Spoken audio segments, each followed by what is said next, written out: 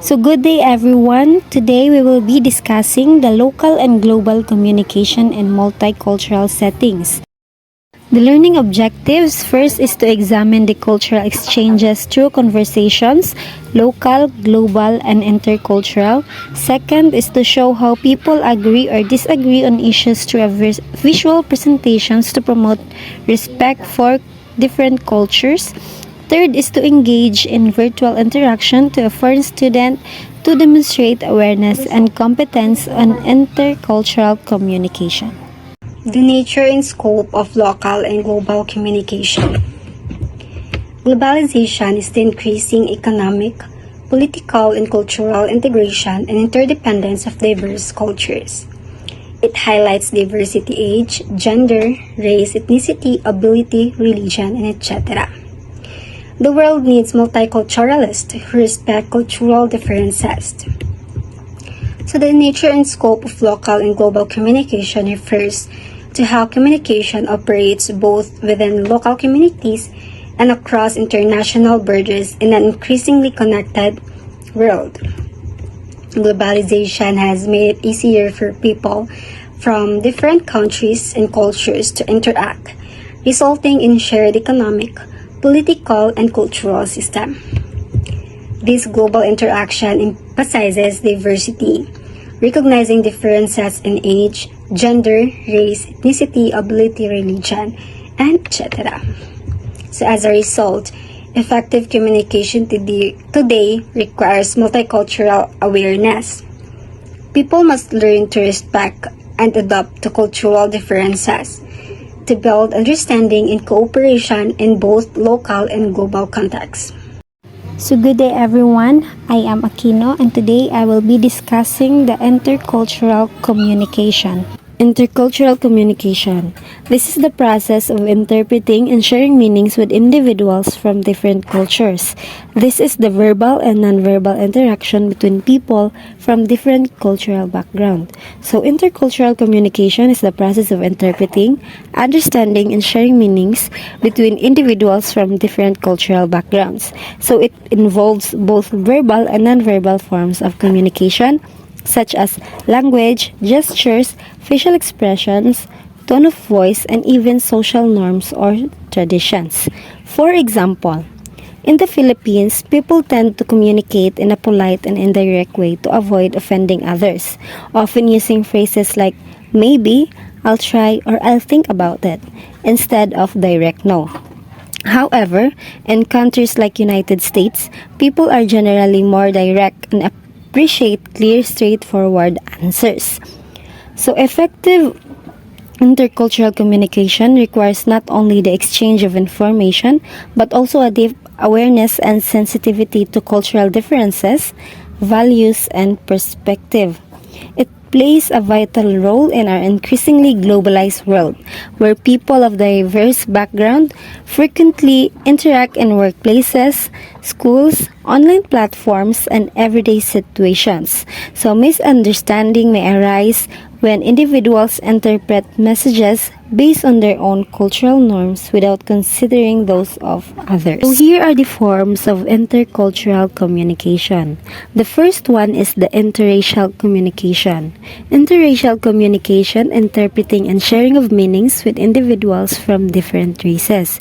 So this type of communication often involves navigating differences in physical appearance, cultural values, historical experience, and social perceptions related to race. For example, a Filipino and African American tourist visiting Manila.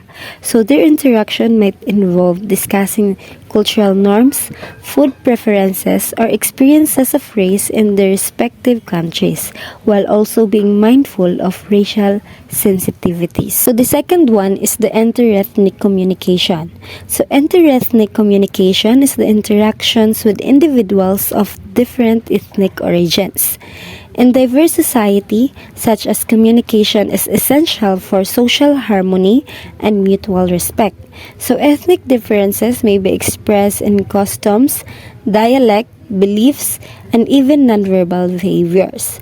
For example, a Tagalog-speaking Filipino from Luzon Interacting with a Maranao from Mindanao is an example of interethnic communication.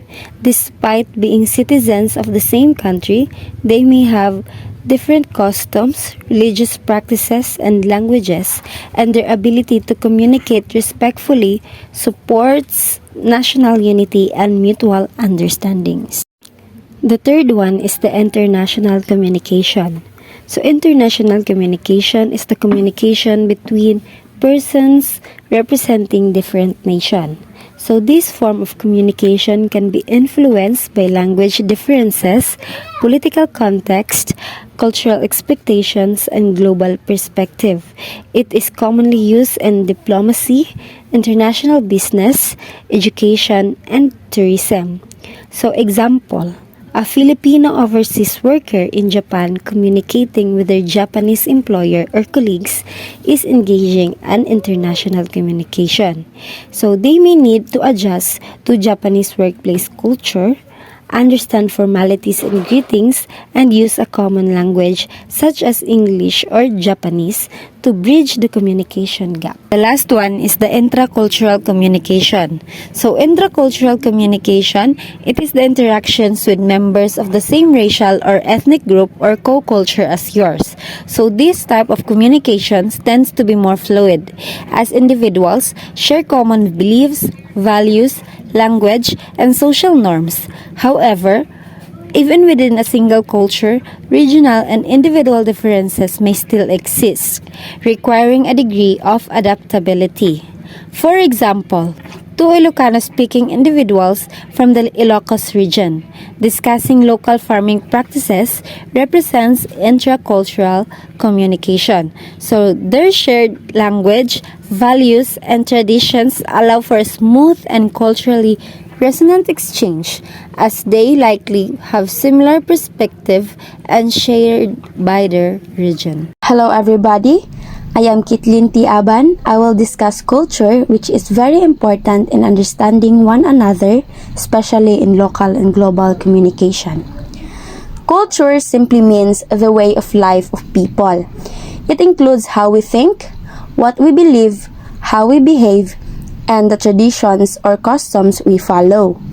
It also includes the things like language, clothing, music, art, and even the way we celebrate special occasions.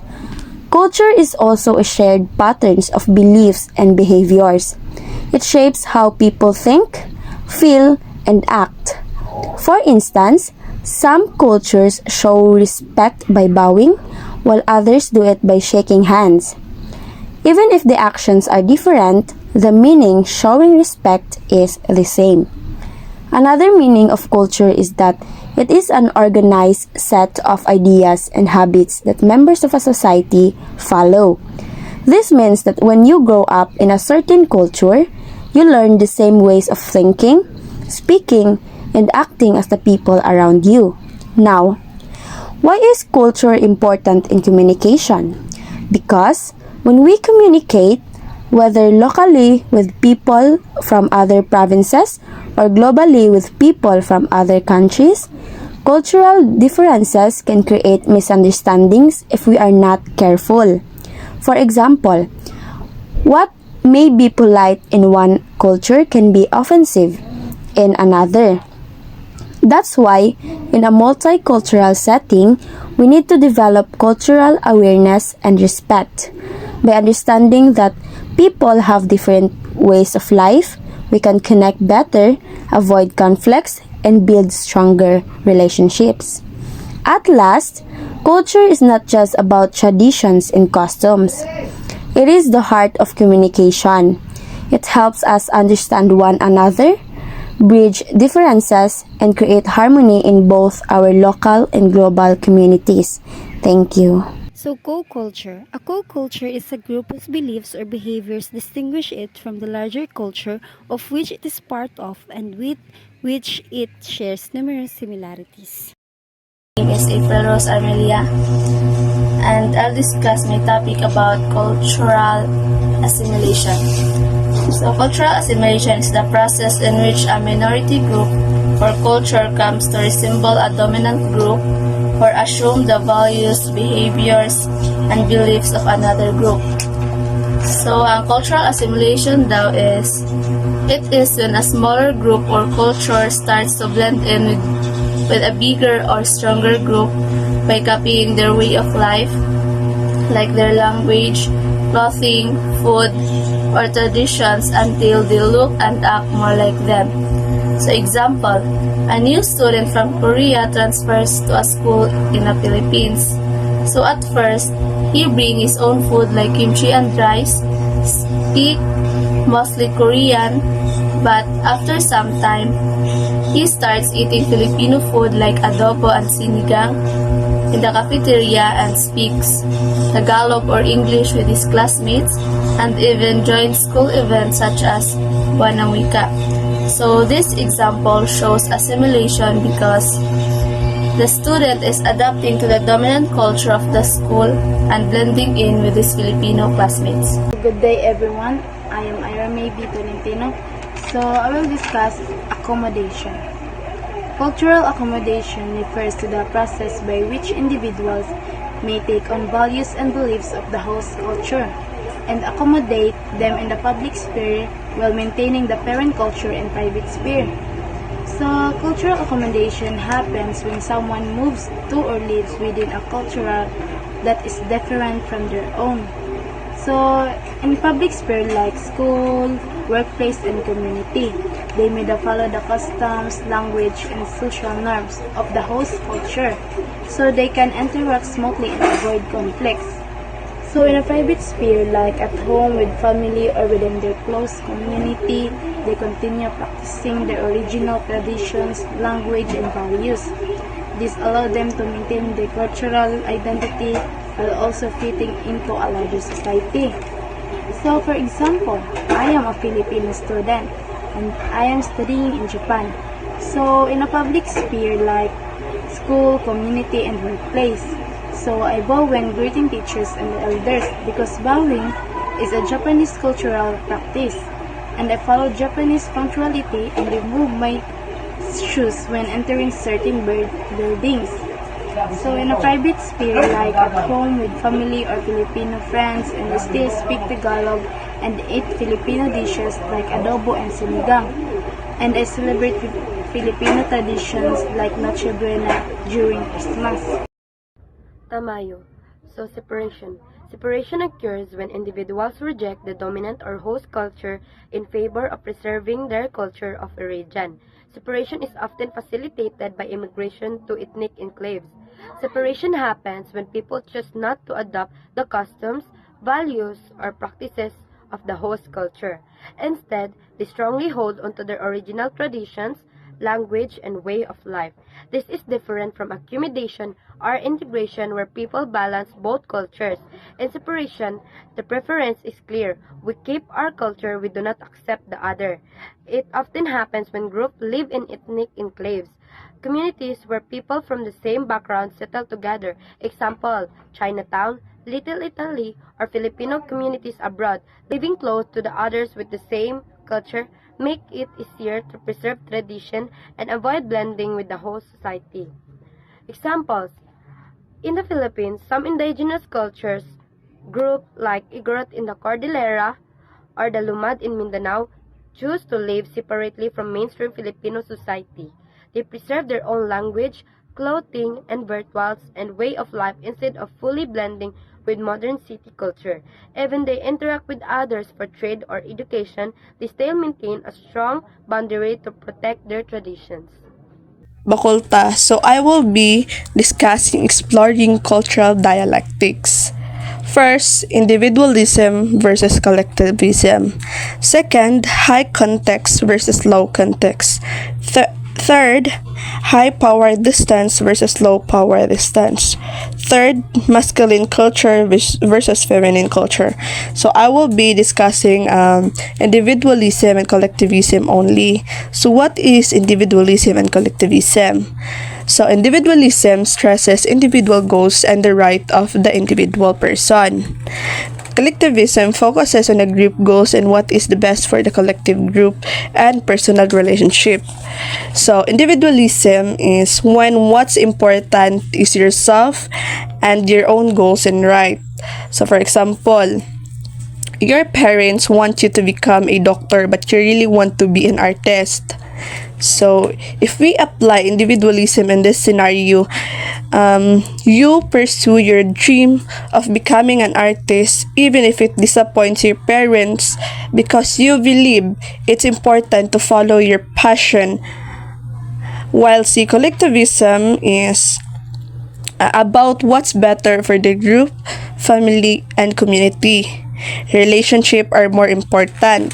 So, example, you're invited to a family gathering but you have a personal project you really want to work on. So, if we have like collectivism in this scenario, so you attend the family gathering even though it means putting your project on hold because you value spending time with your family and fulfilling your family obligation. So in short, individualism is focuses on yourself and what you really want, while the collectivism focuses on the group and what's best for everyone in it. And that's all. Thank you. Good day everyone, I'm Sabrijit Azumi Bilagitaw and today I will be discussing three important cultural dimensions that influence how people communication and behave. High context versus low context culture. So this dimension is about how much people rely on the situations or the actual words to understand meaning. So high context example. So imagine a close group of friends who have known each other for years. One of them says, "You're doing that again?" with a raised eyebrow. Even without saying much, the others immediately understand the meaning based on shared history and body language. Meanwhile, low context example. Now imagine in a classroom where the teacher says, "Please submit your project by 5 p.m. on Friday." The instructions are very clear, direct, and leave no room for interpretation. So everyone gets the message no matter the relationship with the teacher. So summary, high context is the equal reading between the lines. Meanwhile, the low context say what you mean clearly. So the second, high power versus low power distance. So these dimensions focuses on how people deal with hierarchy and authority. So high power distance example. In a traditional family, the parents make all the decisions and children are expected to follow them without questioning. A child might hesitate to disagree even if they have different opinion. In lower power distance example, in a team project at school, the leader listens to everyone's ideas equally. Even the quietest members feels comfortable giving feedback, and the leader doesn't act above the rest. The summary is high power distance authority is not questioned. Meanwhile, the low power distance, everyone is more equal. And lastly, masculine versus feminine culture. So this dimensions is about what values are prioritized, competition and success or relationships and care. So masculine culture, example, in a sales company, employees are rewarded based on who sell the most. There's a strong focus on competition, hitting targets, and being the best performer. Success is celebrated publicly. Meanwhile, the feminine culture example, in a volunteer organization, the focus is on teamwork, helping each other and ensuring everyone feels included. There is less competition and more support and cooperation among members. So the summary, masculine is compete and achieve, meanwhile the feminine is care and connect. So to conclude these cultural dimensions, context, power distance, and gender values aren't just seen in countries, We can observe them in our families, schools, workplaces, and friend groups. By understanding them, we become better communicators and more respectful of others' perspectives.